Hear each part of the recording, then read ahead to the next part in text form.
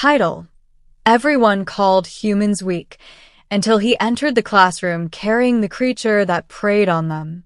The Academy of Zentari was the most prestigious school in the Zorathian system, where young aliens trained in combat, strategy, and survival. Its curriculum was brutal, designed to weed out the weak and mold the future defenders of their homeworld.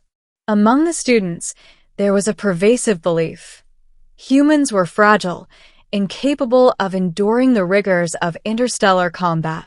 Many had never encountered one personally, but tales from distant systems painted humans as soft, short-lived, and weak. Enter Jace Mercer, a human transfer student assigned to the Academy under a joint interstellar research and military program.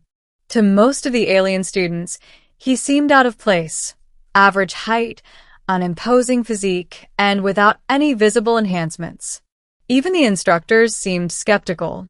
"Humans survive," one Zorathian cadet whispered. "Their species barely lasts a century, and they cannot endure even basic toxin tests." Jace didn't respond to the whispers. He had trained his entire life for situations exactly like this. His upbringing on a hostile Earth colony, where survival meant navigating unpredictable predators and toxic environments, had honed both his body and mind beyond ordinary expectations. Yet he knew appearances mattered in this alien environment, and first impressions were everything. The true test arrived during Zentari's survival biology class, a module where students were tasked with identifying, capturing, and containing predatory creatures native to hostile planets. Most cadets were paired, each with a creature chosen for their skill level. The final assignment would be the ultimate challenge. Students would demonstrate control over the creatures in front of the class without harming themselves or the animal. When Jace entered the classroom, whispers erupted. The cadets had brought medium-sized predators, razor-tailed beasts, energy-breathing lizards, and multi-limbed hunters. But Jace's assigned creature drew immediate alarm: a Vorak, a legendary predator known across multiple star systems. Voraks were enormous, covered in obsidian-scaled armor, with teeth that could pierce alloy plating and claws capable of crushing bone. It had a reputation for attacking without warning and evading capture with uncanny intelligence. Every alien student who had encountered one had failed. Some didn't return. The room went silent as Jace strode in, the Vorak slung over his shoulder like a sack of grain. Its claws clicked against his armor, and its teeth snapped in warning. The creature's red, glowing eyes bored into the room, yet it made no aggressive move against its human carrier. Murmurs ran through the cadets.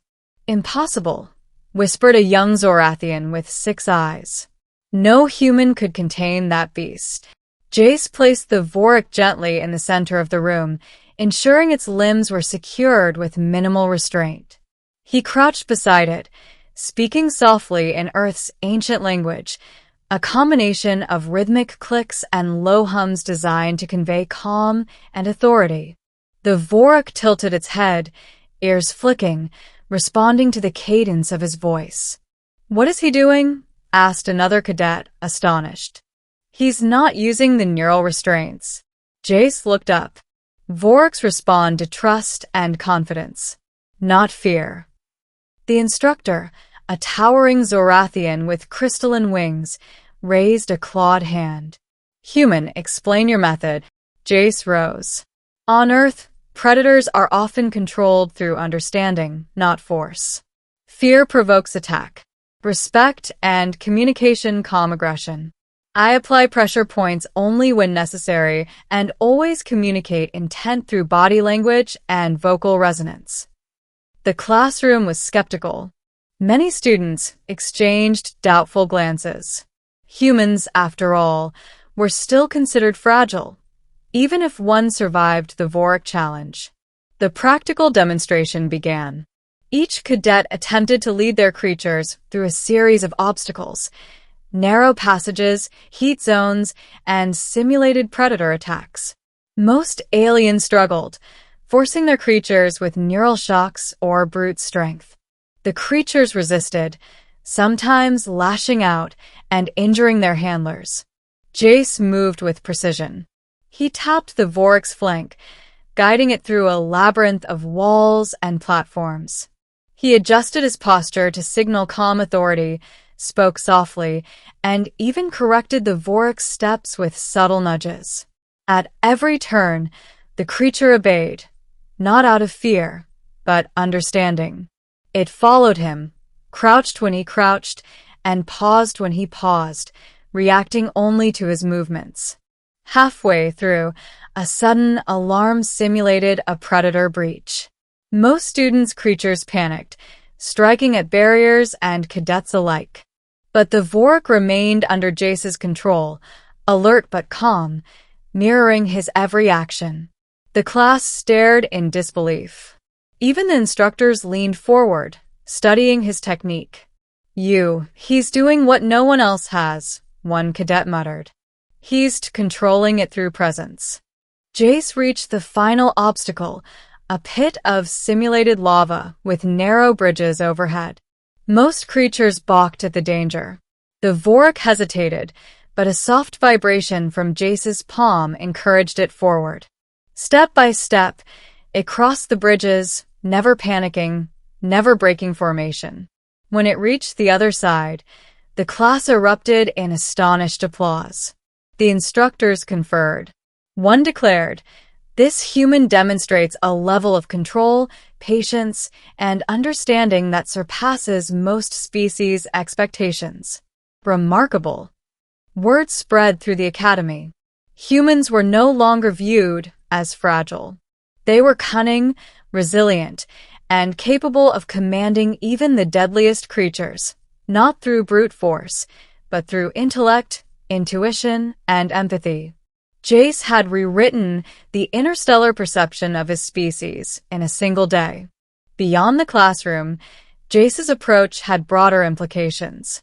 Other cadets began experimenting with trust-based methods rather than neural restraints, leading to safer interactions with creatures across the training grounds. His methodology inspired discussions in scientific councils and interstellar forums. Humans, despite their seeming physical limitations, possessed an unmatched adaptability and mental resilience. But the story didn't end there. 1 week later, a real crisis struck Centauri. A Vorac from an experimental enclosure had broken free, attacking the training grounds and endangering dozens of cadets. Panic spread like wildfire. The instructors tried containment protocols, but the creature was too intelligent and aggressive. Jace acted immediately. Armed only with his knowledge of the Vorac's psychology and a portable restraining harness, he approached the creature calmly. Its red eyes glowed with predatory rage, yet he did not falter. Kneeling and speaking softly, he extended a hand, mirroring his classroom technique. Slowly, the creature recognized his authority, pausing its attack. With deft movements, Jace applied the harness, guiding the Vorac away from the panicked students. The entire academy watched in awe as he moved seamlessly, calming, restraining, and leading the predator to safety. No force, no aggression, only the careful combination of confidence, intuition, and respect. When the chaos subsided, the instructors convened the cadets. This human has demonstrated that strength is not measured by brute power alone. Adaptability, empathy, and understanding are forms of power the galaxy has underestimated. Jace, exhausted but calm, addressed the class. Every